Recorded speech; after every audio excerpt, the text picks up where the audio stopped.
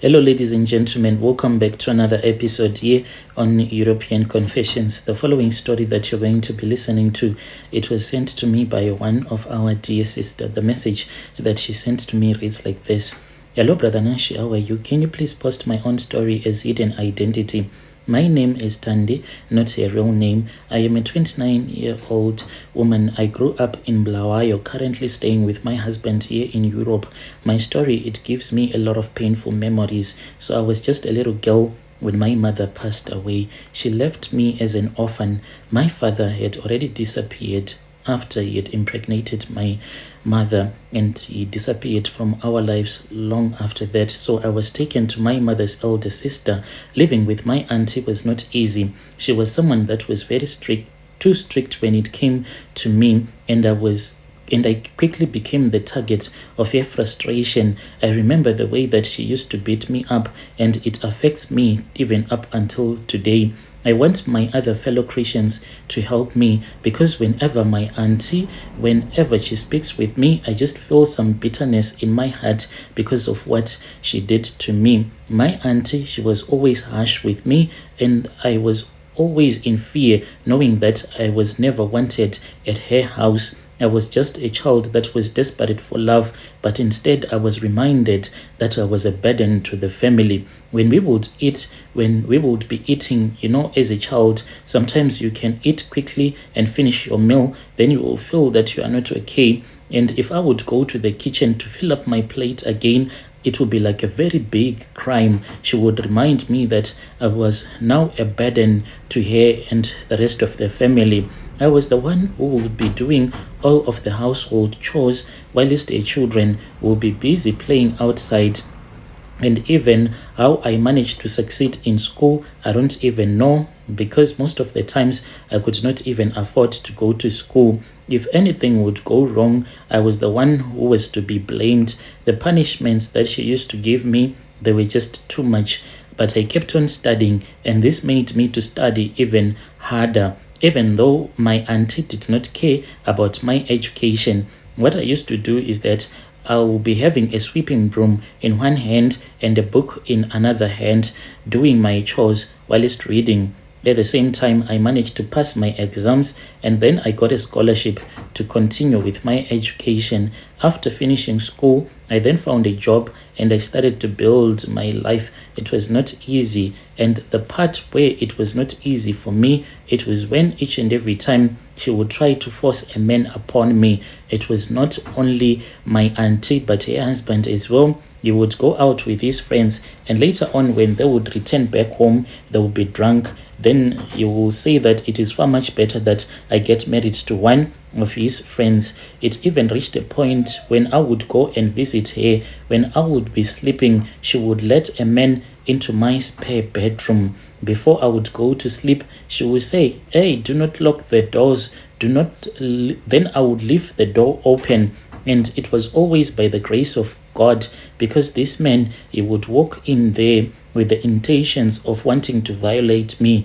This was one of my uncle's friends who would come trying to violate me, to sleep with me by force. But what would happen is that even though I'll be fast asleep, the moment that the man, the drunkard, would try to touch me, then something would wake me up. Then I would quickly wake up and I'll start to scream and I'll say, help me, for there is a man that is trying to force himself on me." And from there on, that was when I saw that the situation, it needed me to move out. That was when I moved out. And after I had moved out, I then spoke with one of our managers, and I was relocated from Bulawayo and went to Harare.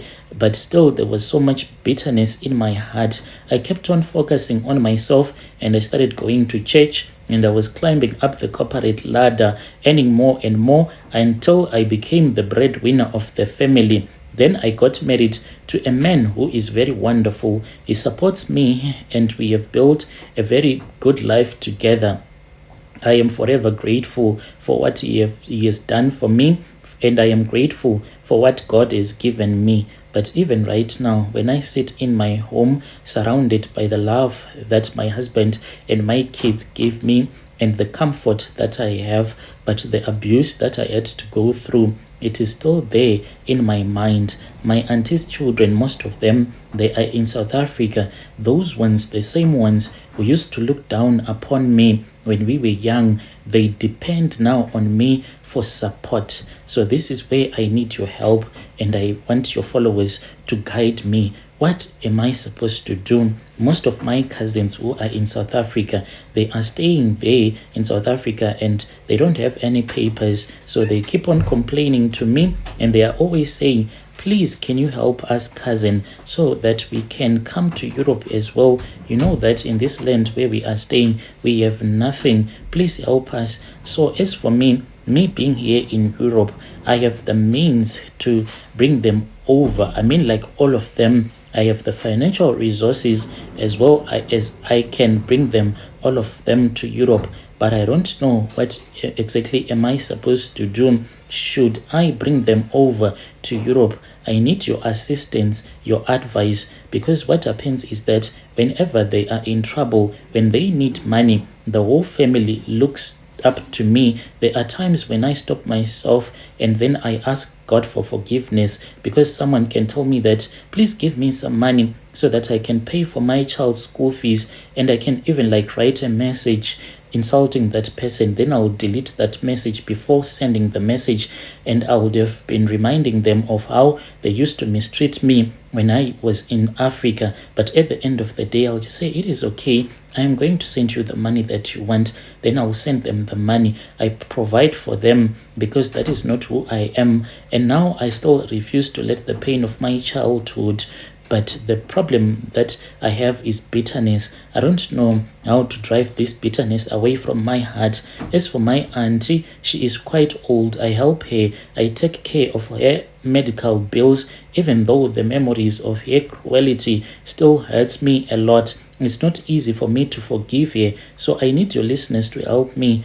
How can I forgive her with the way that she used to beat me up? And I still remember that there was this other day I was so hungry, because what they used to do is that they would buy food, then they would give the food to their neighbors. So at home we would only eat soft porridge and cabbage only, and if they would buy the meat, then they would go to our neighbors and then they would eat there. So there was this other day when I had returned from somewhere else, and when I returned back home, there was no one. Then I saw that in the kitchen there was a basin that was there. I opened the basin and I saw that there were a few pieces of meat. I just took a very small bite because I had not eaten meat in a couple of years. And when my auntie came back, she found out that this was what I had done. On that day, she beat me so hard, like I felt like I was about to die. She had these old sofas, so she then made me to put my head